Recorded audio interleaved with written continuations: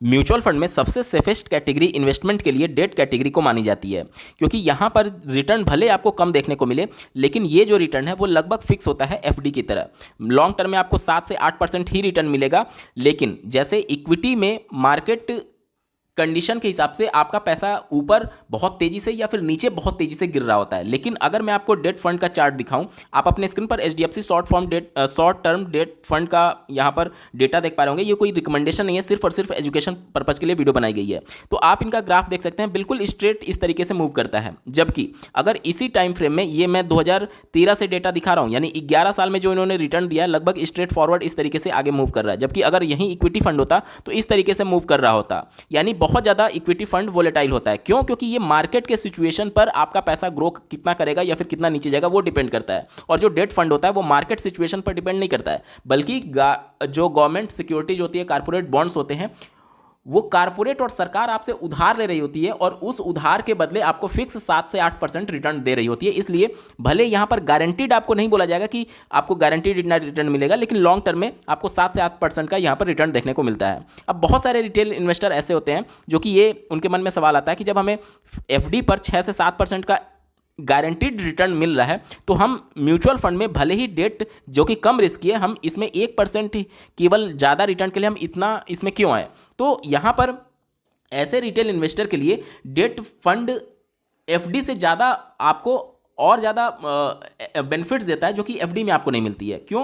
क्योंकि एफडी में जो है वो अगर आप अपना पूरा पैसा इन्वेस्ट करके और मंथली बेसिस पर रेगुलर इनकम चाहते हैं, तो आप अगर मंथली बेसिस पर अगर इंटरेस्ट पे आउट लेते भी हैं, तो जितना भी आपका इंटरेस्ट बनेगा वो टोटल आपके बैंक अकाउंट में आ जाएगा। जबकि अगर आप डेट फंड से एसडब्ल्यूपी करते हैं मंथली रेगुलर इनकम लेने के लिए, तो यहाँ पर आप अपना खुद से जो रिटर्न है वो सेट कर सकते हैं कि कितना आप रिटर्न अपने बैंक अकाउंट में चाहेंगे। जैसे 8% हमें सालाना में मिल रहा है, तो यहाँ पर 4% आप मंथली का सेट कर सकते हैं, जबकि एफडी में ये सुविधा नहीं दी जाती है। इसी वजह से ऐसे रिटेल इन्वेस्टर जो कि रिटायर हो चुके हैं और एसडब्ल्यूपी के माध्यम से रेगुलर मंथली बेसिस पर इनकम चाहते हैं, वो म्यूचुअल फंड को ज़्यादा प्रीफर करते हैं, क्योंकि वो अपने रिक्वायरमेंट के हिसाब से और अपने टोटल कॉर्पस के हिसाब से वो अमाउंट सेट कर पाते हैं मंथली विड्रॉल के लिए, जो कि एफडी में आपको सुविधा नहीं मिल पाती है। तो ये मेन डिफरेंस होता है एफडी और म्यूचुअल फंड में। अब नो डाउट डेट, अगर प्योर डेट फंड में जाएंगे तो आपका रिटर्न काफ़ी कम होता है। वहीं पर अगर आप थोड़ा सा रिस्क लेकर के हाइब्रिड प्रोडक्ट में इन्वेस्टमेंट करते हैं, ये चूंकि डेट फंड है तो पूरा का पूरा पैसा आपका गवर्नमेंट सिक्योरिटीज कारपोरेट बॉन्ड्स में ही जा रहा है। लेकिन अगर वहीं मैं हाइब्रिड फंड की बात करूं,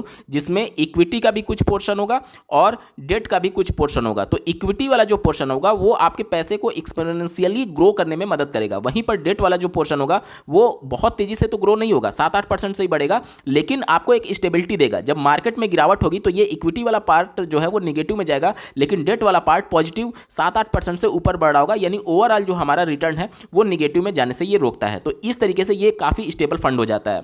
वहीं पर अगर मैं हाइब्रिड की बात करूं तो इसमें भी 3 कैटेगरी होती है।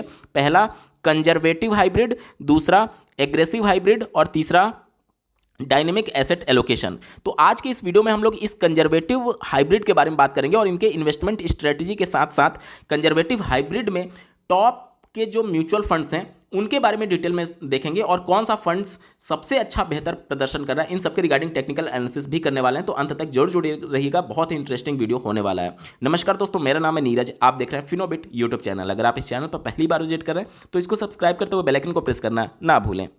अब तक हम समझ चुके हैं कि हाइब्रिड में जो कंजर्वेटिव हाइब्रिड कैटेगरी है वो डेट में भी और इक्विटी में भी हमारे पैसे को इन्वेस्ट करेगा। अब जो इक्विटी वाला पोर्शन है वो बहुत ज़्यादा रिस्की होता है और डेट वाला जो पोर्शन है वो लगभग सेफ होता है एफडी की तरह।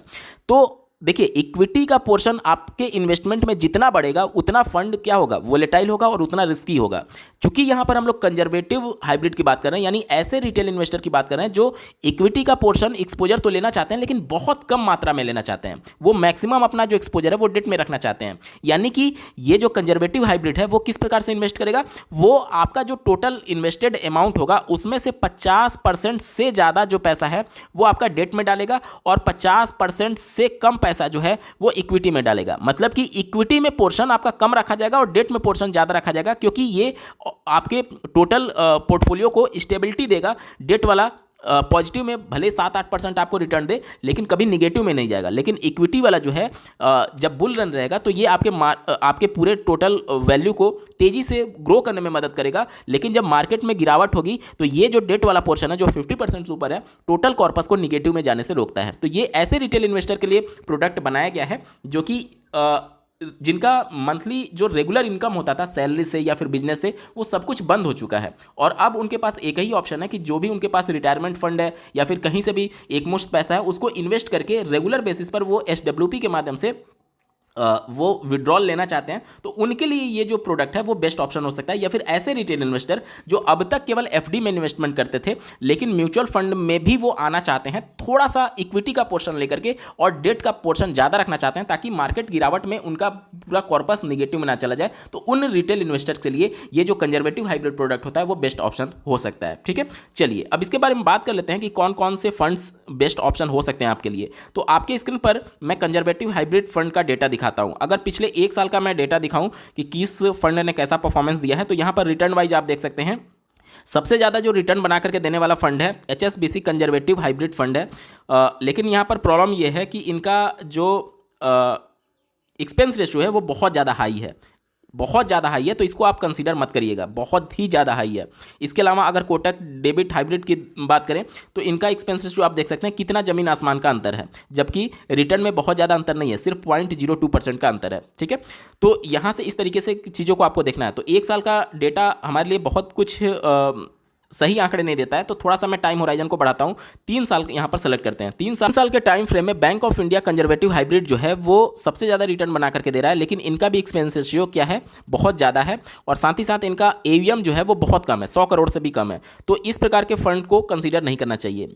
इसके साथ ही साथ अगर मैं आपको दिखाऊँ, देखिए HDFC हाइब्रिड फंड, इनका भी देखिए बहुत ज़्यादा है एक्सपेंस रेशियो, बहुत ही ज़्यादा। तो इस प्रकार के फंड से हमें दूर रहना चाहिए। ठीक है, यहाँ पर अगर देखें आप पराग पारिख कंजर्वेटिव फंड, जिनका एक्सपेंस रेशियो भी कम है और रिटर्न भी HDFC से आपको ज़्यादा मिल रहा है। इसके बाद से कोटक डेट हाइब्रिड की बात करें तो यहाँ पर देख सकते हैं एक्सपेंस रेशियो भी कम है और HDFC से आपको ज़्यादा रिटर्न मिल रहा है। तो ये 3 साल का डेटा था। अगर मैं आपको 5 साल का डेटा दिखाऊं, आप अपने स्क्रीन पर डेटा देख पा रहे होंगे 5 साल का, और 5 साल के डेटा में पहले नंबर पर है bank of India conservative hybrid, लेकिन चूंकि इनका एक्सपेंस रेशियो कम है तो इसको हम लोग कंसीडर नहीं करेंगे। दूसरे नंबर पर है पराग पारिख, इनका देखिए लगभग 2,25,000 करोड़ का इनका AUM है और इनका एक्सपेंस रेशियो भी ठीक ठाक है, डिसेंट है। हालांकि इनको 5 साल का समय अभी नहीं हुआ है, इसलिए यहाँ पर आपको रिटर्न नहीं दिख रहा होगा। तीसरे नंबर पर देख लेते हैं Kotak debit fund, debt fund, जिनका 3,000 का AUM है और रिटर्न भी इनका ठीक ठाक है और इनका एक्सपेंस रेशियो भी ठीक है। तो इन दोनों को हम लोग आगे कंसीडर करेंगे। HDFC को हम लोग कंसीडर नहीं करेंगे क्योंकि बहुत ज़्यादा एक्सपेंस रेशियो है। ICICI प्रूडेंशियल की बात करें तो यहाँ पर इनका भी एक्सपेंस रेशियो ज़्यादा तो है लेकिन 1 से कम है, तो इसको कंसीडर कर लेते हैं क्योंकि इनका AUM भी ठीक ठाक है। तो 3 फंड हमने सेलेक्ट कर लिया।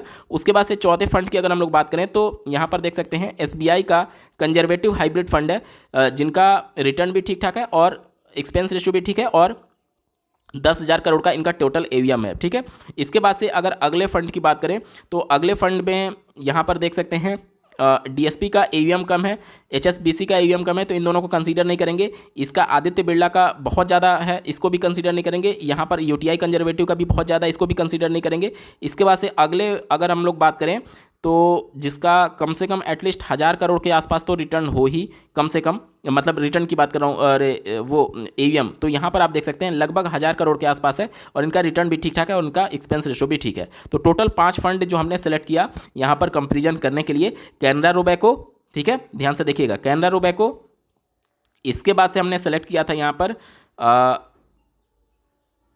SBI कंजर्वेटिव दूसरा। उसके बाद से अगला जो हमने फंड सेलेक्ट किया था ICICI prudential regular saving fund.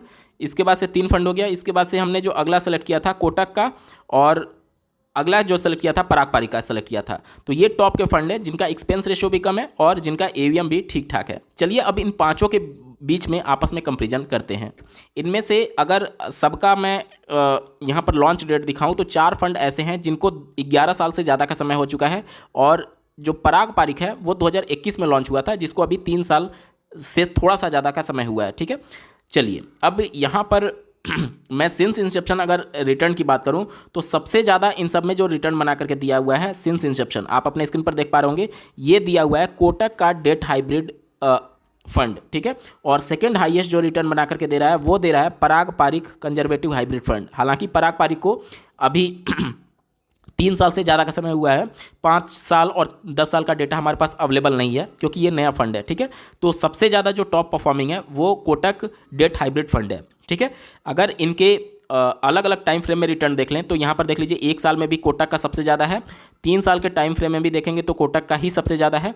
इसके अलावा 5 साल के टाइम फ्रेम में भी देखेंगे तो कोटक का ही सबसे ज़्यादा, और 10 साल के टाइम फ्रेम में भी देखेंगे तो कोटक का ही सबसे ज़्यादा, और सिंस इंसेप्शन रिटर्न भी इनका ही सबसे ज़्यादा है। तो अब तक के हिसाब से कोटक इन सब में बेस्ट टॉप परफॉर्मिंग यहाँ पर निकल करके आ रहा है। उसके बाद से अगर पराग पारिख का चूंकि यहाँ पर डेटा अवेलेबल नहीं है तो इसको अगर हम लोग स्किप कर दें तो थर्ड हाईएस्ट जो रिटर्न है वो है आईसीआईसीआई प्रूडेंशियल का। आईसीआईसीआई प्रूडेंशियल के आप देख पा रहे होंगे थर्ड हाईएस्ट रिटर्न है। लेकिन अगर 5 साल के टाइम फ्रेम की बात करें तो 5 साल के टाइम फ्रेम में आईसीआईसीआई से ज़्यादा एसबीआई कंजर्वेटिव का यहाँ पर रिटर्न आपको देखने को मिलेगा। तो आईसीआईसीआई प्रूडेंशियल का रिटर्न अगर हम लोग बात करें और ये जो एसबीआई कंजर्वेटिव है उनका रिटर्न लगभग सेम है, लगभग सेम आसपास हम लोग कह सकते हैं। तो यहाँ पर रिटर्न के मामले में टॉप परफॉर्मिंग जो है वो कोटक है। एक बार देख लेते हैं, जो कोटक है वो टॉप परफॉर्मिंग है, ठीक है। अब यहाँ पर कुछ और टेक्निकल पॉइंट्स की अगर हम लोग बात कर लें, जैसे कि यहाँ पर इन सब में सबसे ज़्यादा जो हाईएस्ट एवीएम है वो एसबीआई के पास है, 10,000 करोड़ से भी ज़्यादा इनका एवीएम है, ठीक है। वहीं पर अगर हम लोग यहाँ पर सबसे कम एक्सपेंस रेशियो की बात करें तो सबसे कम पराग पारिख ले रहा है, और उसके बाद से सेकेंड लोएस्ट जो है वो कोटक का है, सेकेंड लोएस्ट जो है वो कोटक का है। इसके साथ ही साथ अगर हम लोग हाईएस्ट की बात करें तो हाईएस्ट जो है वो आईसीआईसीआई का था। और वैसे भी अगर हम लोग आईसीआईसीआई और एसबीआई में सेलेक्ट करना हो तो एसबीआई आपके पास ज़्यादा ऑप्शन देता है, क्योंकि इनका एक तो एक्सपेंस रेशियो भी कम है और साथ ही साथ रिटर्न भी अगर आप देखेंगे तो एसबीआई और आईसीआईसीआई प्रूडेंशियल का लगभग समान रिटर्न, आसपास ही रिटर्न वहाँ पर देखने को मिल रहा था। तो आईसीआईसीआई को हम लोग कंसीडर नहीं करेंगे, अगर कंसीडर करना ही रहेगा तो उससे ज़्यादा एवीएम और उससे कम फीस लेकर के और लगभग बराबर रिटर्न हमें दे रहा है। और यहाँ पर आप देख पा रहे होंगे एसबीआई का जो अल्फा है वो भी ज़्यादा है, साथ ही साथ इनका जो बीटा है वो हमें बताता है कि लगभग सेम के आसपास है। और स्टैंडर्ड डेविएशन की बात करें तो आईसीआईसीआई का थोड़ा सा कम है, लेकिन लगभग उसी के बराबर एसबीआई का भी है। तो दोनों का डेटा सेम है, लगभग सेम है, लेकिन एक यहाँ पर एक्सपेंस रेशियो जो है वो आईसीआईसीआई का ज़्यादा है। तो उस कंडीशन में आईसीआईसीआई की जगह पे हम लोग किसका कंसिडर करेंगे, एसबीआई कंजर्वेटिव का। और टॉप परफॉर्मिंग तो हम लोग कोटक को देख ही चुके हैं। इसके बाद से अगर हम लोग बात करें यहाँ पर कैनरा रोबैको की बात करें तो इनका भी जो एक्सपेंस रेशियो है वो ठीक है, बहुत ज़्यादा नहीं कहा जाएगा, इनको भी 10 साल से ज़्यादा का समय हो चुका है।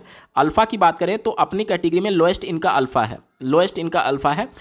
वहीं पर अगर सिंस इंसेप्शन रिटर्न की बात करें तो सबसे ज़्यादा कम रिटर्न भी इन्हीं का है, तो इस वजह से इसको हम लोग कंसीडर नहीं करेंगे। तो टॉप 2 फंड अगर हम लोग डेट फंड में सेलेक्ट करना चाहें तो नंबर 1 पर है कोटक का डेट हाइब्रिड फंड, जो कि हाईएस्ट रिटर्न जनरेट करके दे रहा है 11.1% का सिंस इंसेप्शन। और जो सेकेंड हाईएस्ट रिटर्न और सारे टेक्निकल डेटा के हिसाब से जो दूसरे नंबर पर है वो एसबीआई का कंजर्वेटिव हाइब्रिड फंड है। तो अगर आप कंजर्वेटिव हाइब्रिड फंड को कंसीडर करना चाहते हैं तो इस कैटेगरी में टॉप के जो 2 फंड हैं, कोटक डेट हाइब्रिड फंड और दूसरा एसबीआई कंजर्वेटिव हाइब्रिड फंड, आपके लिए बेस्ट ऑप्शन हो सकता है। मैं फिर से बता दूं कि ये सिर्फ और सिर्फ एजुकेशन पर्पज़ के लिए वीडियो बनाई गई, कोई भी रिकमेंडेशन या फिर सजेशन नहीं है। जब भी आप इन्वेस्टमेंट करिए तो प्रॉपर रिसर्च और अपने एडवाइजर से सलाह जरूर ले लीजिएगा।